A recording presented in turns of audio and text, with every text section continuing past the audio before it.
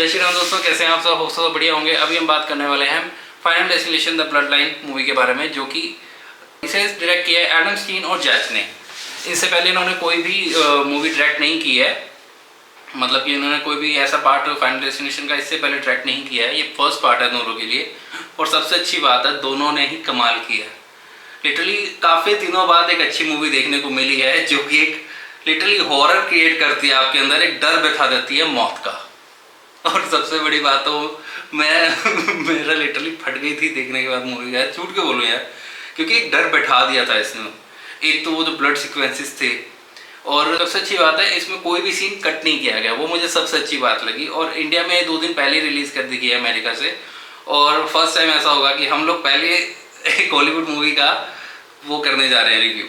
देखिए मूवी अपने में ही बाकमाल है। देखो स्टोरी लाइन भी, देखो स्टोरी लाइन तो वैसी होती है कि जो हर एक मतलब कि जो फाइनल डेस्टिनेशन में होती है कि भाई कुछ फैमिलीज हैं, उनके पीछे मौत लगी हुई है, एक्सेट्रा एक्सेट्रा। लेकिन हर बार एक अलग ट्विस्ट के साथ मारना, वो एक सस्पेंस क्रिएट माइंड में होना, और इस बार एक अलग सा ट्विस्ट था। स्टोरी स्टार्ट होती है आयरिस नाम की एक लेडी से, जिसको कि फ्यूचर दिखता है, जैसे कि पहले पार्ट्स में किसी एक स्पेशल कैरेक्टर को दिखता है, उसमें उसको फ्यूचर दिखता है एक जहाँ पे वो रेस्टोरेंट में होती है, जो कि बहुत ज़्यादा हाइट पे होता है कि वहाँ पे सारे लोग मरने वाले हैं। स्टार्टिंग में तो दिखाते हैं कि वो सारे मर चुके हैं, लेकिन एकदम वो सपने से जागती है उसकी पोती, ठीक है। और उसके बाद वो सारा पैटर्न वापस से क्रिएट होता है। जब वो आयरिस के पास जाती है अपनी दादी के पास, तब वो उसको बताती है कि कैसे मैंने उन सबको जब बचाया तो कैसे मौत ने उन सबको ढूंढ के मारा, और अब मेरे बाद तुम सबकी बारी आएगी। मैंने तो मौत का वो, उन्होंने एक तरह से पूरा अपने आप को एक रूम में बांध के रखा होता है, अपने आप को अब तक बचा के चलती हैं। लेकिन जो उनकी पोती होती है वो एक्चुअल में उसको समझ नहीं आता कि भाई मेरे को ऐसे ड्रीम्स क्यों आ रहे हैं बार बार। उनको आयरिस के सपने आते हैं वही वाले सीन के, कि जैसे कि सारे मर रहे हैं। तो उसकी दादी बताती है कि शायद मेरी डेथ होने वाली है, इसलिए तुझे ये ड्रीम्स आ रहे हैं। और एंड में, और सॉरी एंड में कह रहा हूँ, फिर होता क्या है कि जैसे ही वो उसको समझाने लगती है तो ऑब्वियसली बात है पोती डरने लग जाती है कि यार ये कैसे, मतलब मेरे साथ ऐसा कैसे हो सकता है। वो एक बंदा पहले ये सब चीज़ें सुने, एक या तो दूसरा बंदा पागल लगता है, ठीक है, कि मौत के साथ लड़ रहा है, मौत के साथ खेल रहा है, ठीक है। वो घर से बाहर ही नहीं आती, उन्होंने ऐसे घर को प्रिपेयर किया होता है और ऐसा माइंड अलर्ट हो चुका होता है कि कैसे उनको कैसे कोई मार सकता है, ठीक है। तो ये चीज़ होती है, मौत उनकी भी डिसाइडेड होती है, लेकिन वो बच जाती हैं, और इसी कारण उनकी फैमिली भी क्रिएट हो जाती है, मतलब उनकी बेटी के बच्चे, सारी चीज़ें क्रिएट हो चुकी होती हैं।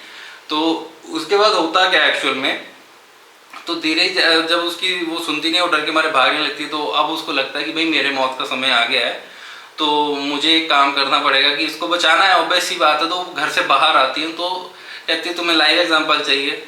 इंस्टेंट ही उनके खोपड़े के बीच में से एक सरिया टाइप का बाहर आता है, पूरा मुंह फट जाता है। तो वो चीज़ उसके सामने होती है उसकी पोती की। उसके बाद उसको एक्चुअल में सारी रियलिटी पता आती है। वो फैमिली को समझाने की कोशिश करती है कि नहीं ऐसे होगा, वो मेरी बारी है, तुम्हारी बारी है, बट वो चीज़ को नहीं समझते। तो धीरे धीरे धीरे धीरे धीरे धीरे, और इस बार सबसे अच्छा खेल ये होता है कि जो ट्विस्ट एंड टर्न्स है वो थोड़े अच्छे हैं, कि अब लगता नहीं यार इस चीज़ से मर जाएगा, लेकिन उस चीज़ से मरता नहीं है। उसके बाद एक अलग ही सीक्वेंस से मरता है, वो भी चीज़ अच्छी लगती है, आपको ग्रैब करके रखती है कि ऐसा क्यों हो रहा है।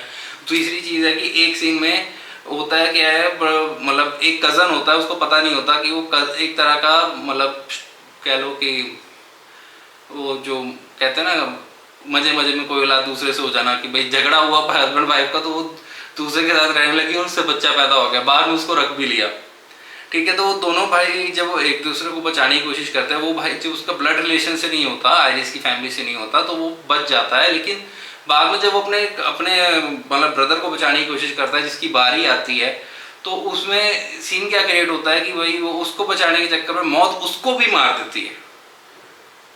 ये एक पैटर्न अलग ही था इस फिल्म में, कि भाई जो बचाने वाला है उसको भी मौत ने खत्म कर दिया, और अलग अलग। और एंड में जो सीन है भाई साहब, वो मजेदार है। ट्रेन वाला सीक्वेंस तो अनएक्सपेक्टेड था कि ऐसे हो जाएगा एकदम, मतलब काफ़ी अच्छे ट्विस्ट एंड टर्न्स है मूवी में देखने को, और मूवी आपको ग्रैब करके रखती है। मूवी कोई ज़्यादा लंबी भी नहीं है, 1 घंटा 49, मतलब 2 घंटे की मूवी आप लगा लो, 2 घंटे की मूवी है, और आपको बांध के रखती है। मेरे लिए तो बहुत ही एंटरटेनिंग मूवी थी, और एक हॉरर सीक्वेंस पर्सनली तो था।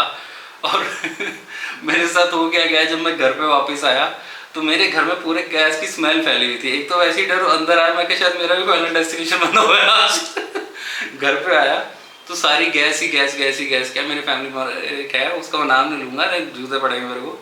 उसने क्या गैस ऑन छोड़ दी और पूरे घर में गैस की स्मेल फैली। मैं अंदर आया तो देखा गैस ऑन थी।